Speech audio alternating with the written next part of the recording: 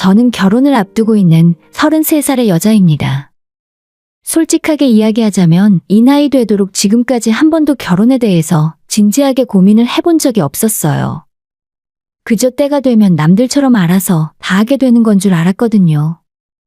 그래서 그런지 대학 졸업하고 나서도 결혼보다는 당장 제 눈앞에 놓인 인생을 살아가는데 더 집중을 했었던 것 같습니다. 한국에서 대학 생활을 하다가 4년간의 캐나다 유학 생활을 마치고 다시 한국으로 돌아왔죠. 이미 적은 나이가 아니었는데 그때도 연애보다는 당장 취업이 급해서 1년 동안 취직 준비에 정신을 쏟았던 것 같아요. 운이 좋게도 좋은 회사에 들어갈 수 있었지만 거기서 끝이 아니었습니다. 공부를 조금 더 하느라 남들보다 늦게 시작한 사회생활이었기 때문에 회사에서도 제가 가진 능력을 증명해야 했었고 빠르게 승진을 하기 위해 일만 열심히 하면서 다른 곳에 전혀 신경을 못 쓰고 살았어요. 진짜 남들한테 뒤처지지 않기 위해 필사적으로 살았던 것 같습니다. 학창 시절부터 대학 생활 그리고 회사에 취직한 뒤로도 정말 남 부끄럽지 않게 열심히 살았고 이제는 어느 정도 성과를 이뤘다고 생각해요. 하지만 그 대신 이렇게 숨가쁘게 살다 보니 어느덧 제 나이는 30이 훌쩍 넘었고 중간에 짧은 만남을 가졌던 적은 있지만 진지한 관계로 오래 만난 사람은 30 이전에 단 한 번도 없었어요. 아직 결혼이며 출산이며 육아 같은 건 엄두도 나지 않고 나이를 먹으면 저절로 될 줄 알았던 일은 하나도 그냥 되는 게 없더라고요. 제 주변의 친구들은 일찌감치 결혼해서 어떤 친구는 아이가 둘이나 되고 어떤 친구는 벌써 내년에 초등학교 학부모가 되는 친구도 있었습니다. 저는 남들한테 뒤처지지 않기 위해 정말 경주마처럼 앞만 보고 달렸는데 결국에는 인생의 중요한 일을 하나도 이루지 못한 채 엉뚱한 곳에 시간만 쏟은 셈이 되었더라고요. 좋은 회사를 다니며 안정된 위치에 있고 많은 연봉을 받고 있지만 그런 건 사회에서의 제 위치일 뿐이고 저녁에 일을 끝내고 집에 돌아오면 혼자 쓸쓸하게 저녁을 먹어야 하는 외톨이가 된 기분이었습니다. 그렇다고 꼭 빠르게 결혼을 해야 한다고 조급함을 느낀 건 아니지만 마지막으로 남아있던 미혼 친구가 결혼을 하는 걸 지켜본 이후로는 더 늦기 전에 나도 빨리 시집을 가야 한다는 생각이 들었어요. 그래서 그때부터 결혼을 서두르게 되었습니다. 안타깝게도 그 당시에 만나는 사람이 없었기 때문에 발등에 불똥이라도 떨어진 사람처럼 주말마다 소개팅과 선을 보러 다니고 결혼정보 회사에 가입도 해봤어요. 취업 준비하던 시절에 이력서를 쓰고 자기소개서를 열심히 쓰던 시절처럼 정말 최선을 다해서 짝을 찾기 위해 노력했습니다. 공부나 취업 같은 건 나만 열심히 하면 아무 문제가 없었는데 결혼은 노력한다고 해서 금방 되는 게 아니더라고요. 비싼 돈을 주고 결혼정보 회사에 가입해서 저와 비슷한 조건의 남자들을 소개받는다고 해도 그게 바로 결혼까지 연결이 되지는 않았어요. 20대 때 연애할 상대를 찾는 것과 평생을 함께할 동반자를 구하는 건 완전히 하늘과 땅처럼 큰 차이가 있었습니다. 한두 번 보고 말 사이라면 일단 만나보고 생각을 했을 텐데 제 나이도 적지 않고 시간 낭비와 시행착오를 하지 않기 위해 더 신중하게 생각을 하다 보니 좋은 관계로 발전하는 경우는 거의 없었어요. 비싼 돈 내고 가입한 결혼정보회사였는데 번번이 제 맞선 자리가 실패를 하자 저를 담당하던 커플 매니저가 제 학력을 조금 낮춰보는 것이 어떻겠냐 하더라고요. 요즘 세상에 너무 스펙이 좋은 고학력 여성은 남자들이 부담을 느끼고 피하려고 한다면서 제 학력이 너무 높기 때문에 매칭 성사가 너무 힘들다고 하는 겁니다. 그래서 미국 대학의 박사 학력을 지우고 석사 졸업으로 다시 적어 올렸어요. 하지만 이 정도도 부족하다고 하길래 그냥 학사 졸업으로 아예 바꿔버렸습니다. 애초에 남자들이 자기보다 높은 학력에 높은 연봉의 여자를 부담스러워 한다길래 학력뿐 아니라 제 연봉도 30% 정도는 낮춰서 올렸죠. 그런데 이렇게 하나둘 낮춰서 적다 보니 매칭은 훨씬 빨리 이루어졌는데 문제는 상대 남자들 학력이나 연봉까지 함께 낮아지더라고요. 처음엔 이게 맞나 싶었지만 사람이 중요하지 학력이나 연봉이 뭐가 그렇게 중요한가 싶어서 제 마음까지 고쳐먹었죠. 몇 번의 만남을 가졌고 어느 날 선자리에 나온 상대방이 저한테 30 넘은 여자는 절대 여자로 안 보인다는 말을 하는 겁니다. 솔직히 그렇잖아요. 30 넘으면 애 낳기도 힘들고 옛날에 저희 어머니가 26에 결혼해서 28에 저를 낳으셨는데 그때도 어머니가 노처녀 소리를 들었다고 하던데요. 결혼을 했건 안 했건 30 넘으면 아가씨가 아니라 아줌마죠. 제 앞에서 실실 웃으며 이런 소리를 하는데 순간 열이 머리끝까지 올라왔습니다. 그래서 저도 그동안 참았던 화를 이 남자한테 쏟아냈어요. 그렇게 생각할 수도 있겠네요. 그럼 어떻게 해드릴까요? 아예 제 나이도 좀 깎아드릴까요? 박사학위도 학사로 낮춰줬고 연봉도 원래 9천 정도인데 6천으로 낮춰서 적었거든요. 그랬더니 당신 같은 사람이랑 매칭이 되었나 본데 아예 이참에 나이도 낮춰드릴까요? 생각해보니까 그쪽 키도 170cm 겨우 될까 말까 한 것 같은데 제 키도 좀 낮춰드릴게요. 제가 받은 대로 똑같이 이 남자에게 돌려줬더니 아무 말도 못하고 얼굴이 울그락불그락해지더니 도망치듯 나가버렸어요. 그리고 집에 돌아오는데 속이 시원한 게 아니라 너무 답답하고 속이 상했습니다. 내가 지금 뭐 하는 짓인가 싶고 이 모양 이 꼴 당하려고 이날 이때까지 죽어라 스펙 쌓으며 살았나 하는 마음에 자괴감까지 들었어요. 친구들 클럽 다니고 남자친구 만나서 연애할 때 저는 도서관에서 살다시피 했고 좋은 성적으로 유학까지 가서 박사학위 따느라 진짜 고생 많이 했어요. 지난 시간 동안 노력하고 살았던 제 스스로가 너무 불쌍하게 느껴져서 이렇게까지 내 스스로를 깎아내려야만 남자를 만나고 결혼을 할 수 있다면 오히려 내 쪽에서 거절하겠다고 결심했습니다.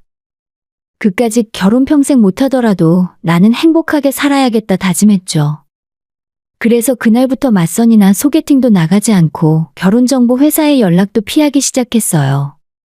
그리고 부모님에게 지금까지 겪었던 일들을 말씀을 드렸더니 엄마도 저랑 생각이 똑같다며 잘 생각했다고 말씀하셨습니다. 지금이 조선시대도 아니고 결혼이 의무는 아니잖아. 너가 스스로 행복하고 스스로 건사할 능력만 있으면 돼. 그깟 결혼에 구애받지 말고 네 인생 살아. 부모님의 허락도 받았고 다시 예전처럼 직장 생활에 전념하고 제 스스로 행복하게 살기로 결심했죠. 그런데 정말 인생이란 알다가도 모르겠는 게 매주 선보고 남자 만나려고 노력할 때는 멀쩡한 남자가 나타나지 않더니 막상 포기하고 이젠 독신으로 살 거라고 결심을 하자마자 바로 운명의 상대가 나타났습니다.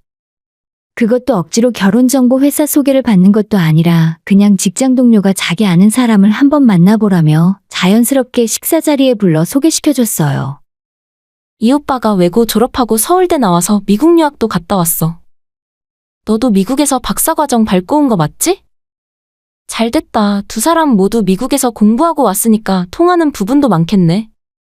지금 다니는 회사 역시도 외국계 금융회사를 다니고 있었고 학력도 좋고 본인 능력도 좋고 부모도 사업을 한다고 하니 집안도 괜찮은 사람인 것 같았어요. 이 사람도 저처럼 늦은 나이까지 공부하다가 사회 진출도 늦게 하고 본인 인생 열심히 살다 보니 혼기를 놓치고 나이를 먹었더라고요. 솔직히 만나보기 전에 조건을 먼저 들었을 때는 나쁘지 않았어요. 아니, 오히려 지금까지 제가 만났던 남자들 중에 제일 낫더라고요. 그래서 이 사람이 진짜 마지막이라는 심정으로 소개팅 자리에 나갔습니다. 며칠 뒤 만나기로 약속한 날은 토요일이었고 그날은 금요일이었어요. 저는 그날 회사 업무가 너무 밀려서 늦게까지 야근을 하다가 겨우 퇴근을 했는데 회사 로비를 나서자마자 모르는 번호로 전화가 걸려왔습니다. 받아보니 저랑 내일 만나기로 했던 그 남자였습니다. 지금 뭐 하냐고 묻길래 야근하다가 이제 막 퇴근했다고 대답을 했더니 마침 잘 됐다며 자기도 퇴근하려던 참이니까 만나서 간단하게 맥주라도 한잔하자는 거예요. 금요일이고 저도 야근까지 한 마당에 그냥 집에 가기 싫어서요. 별다른 뜻이 있는 건 아니고 만나서 시원하게 맥주나 한잔 하실래요? 솔직히 그날따라 힘들기도 해서 맥주가 땡기긴 했어요.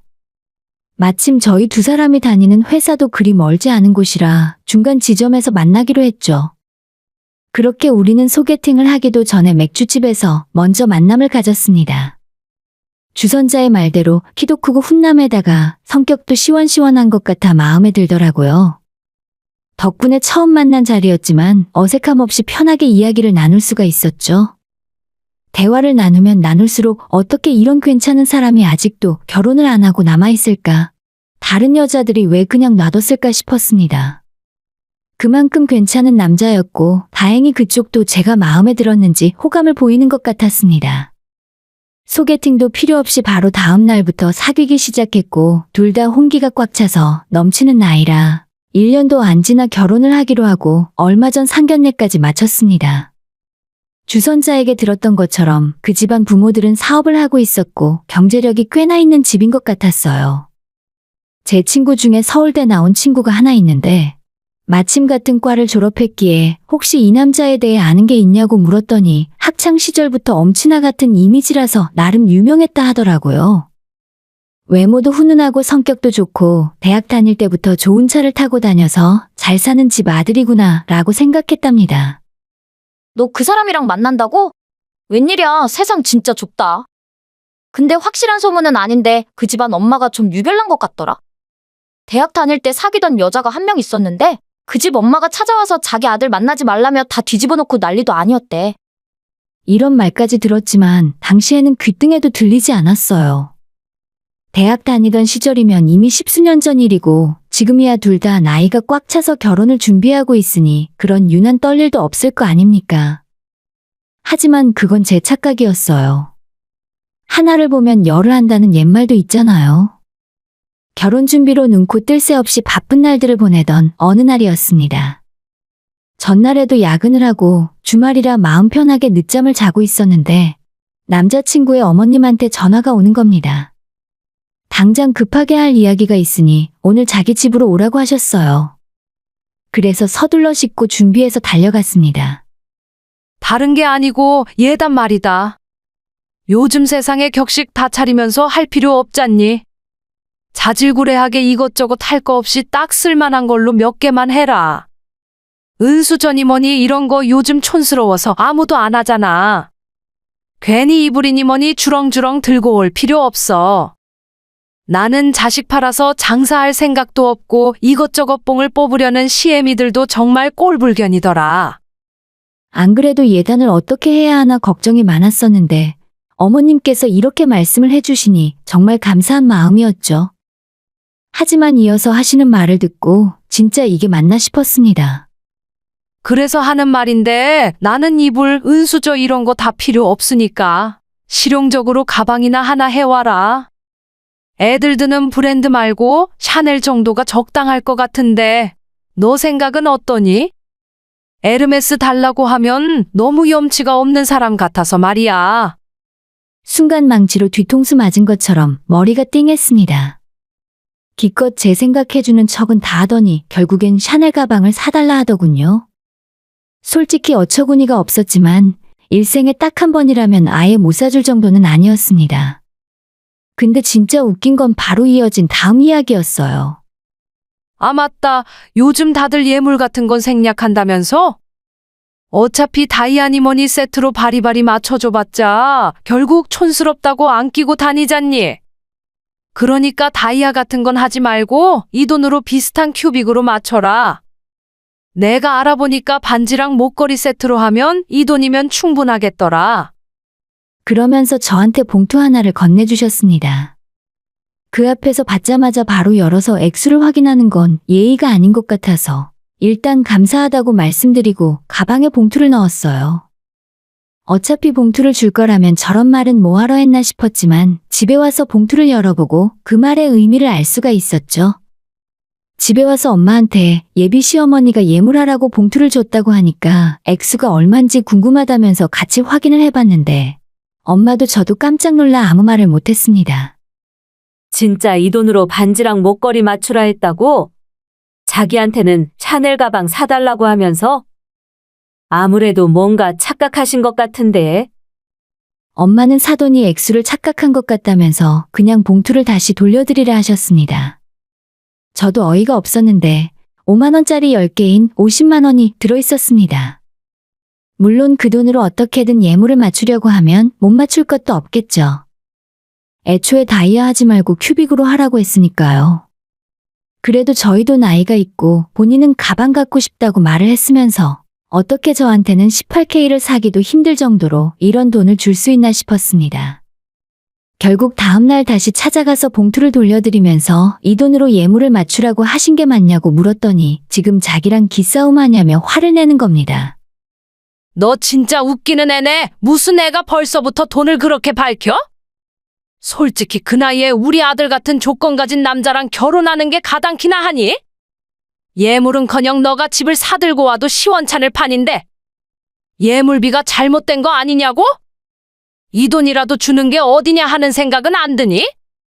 난 더 이상 너한테 할 말 없으니까 그거 갖고 돌아가던지 아니면 전부 없던 일로 해. 진짜 기가 막힐 노릇이었죠.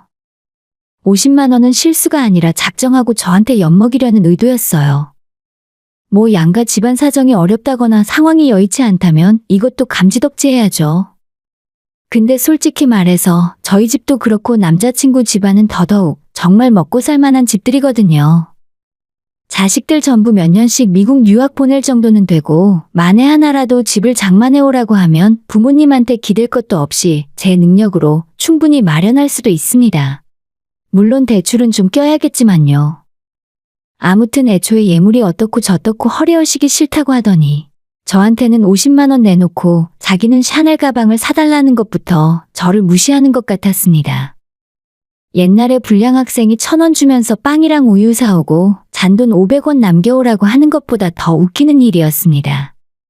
제 남자친구가 이런 완벽한 조건을 갖고 왜 이 나이까지 장가를 못 가고 싱글인지 계속 생각했었는데 이제야 그 이유를 알겠더라고요. 여기저기 수소문을 하고 알아보니 이미 결혼 준비를 하다가 엎어진 경험이 저를 만나기 이전에 3번이나 있었답니다. 알려진 것만 3번이고 더 될 수도 있겠죠?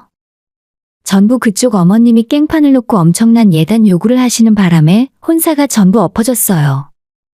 그뿐만 아니라 남자친구가 저랑 사귀는 와중에도 자기 엄마 때문에 저 몰래 맞선을 몇 번이나 보러 나갔었고 여기저기 주변에 직업 좋다는 여자들이랑 선자리를 주선하셨던 것 같아요.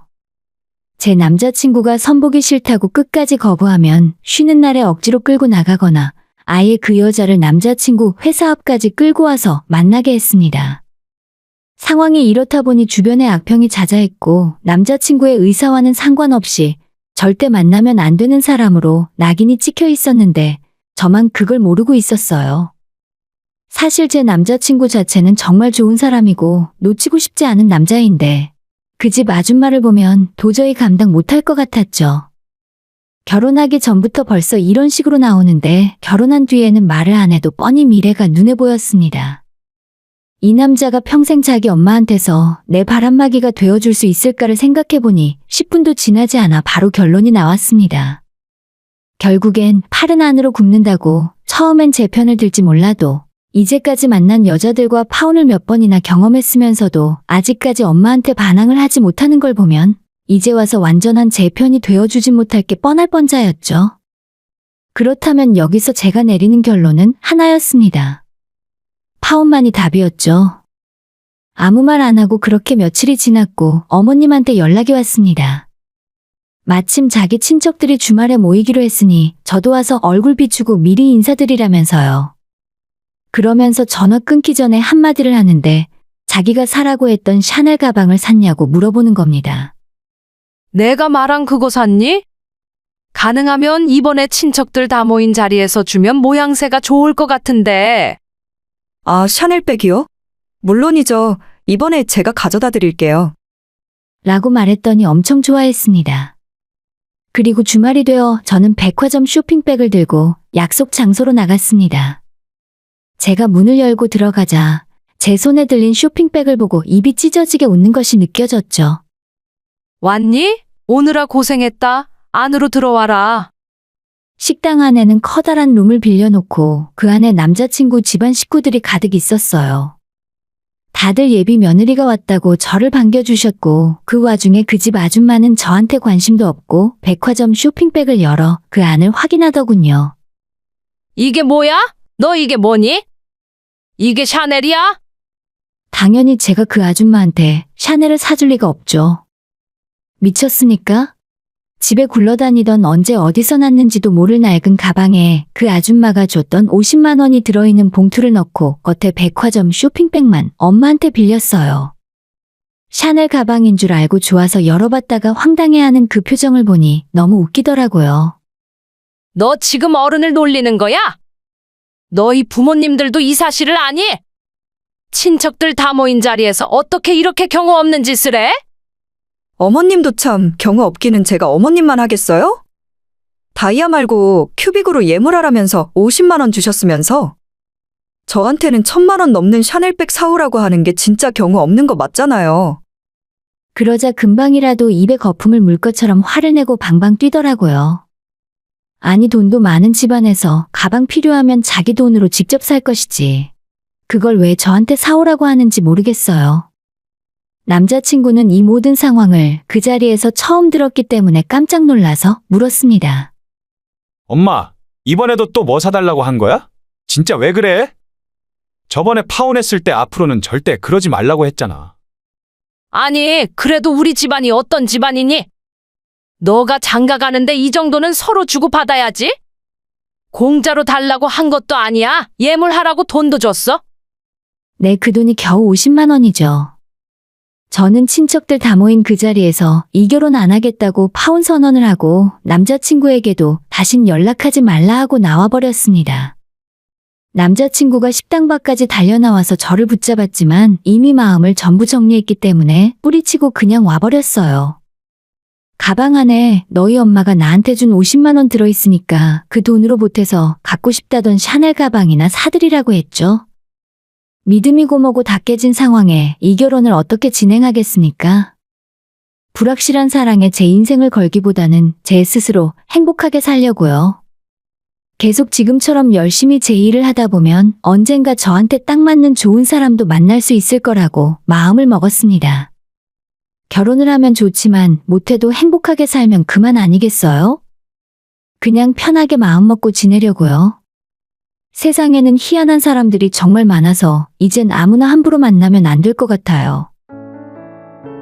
오늘의 사연은 여기까지입니다. 구독과 좋아요, 알림 설정 부탁드려요.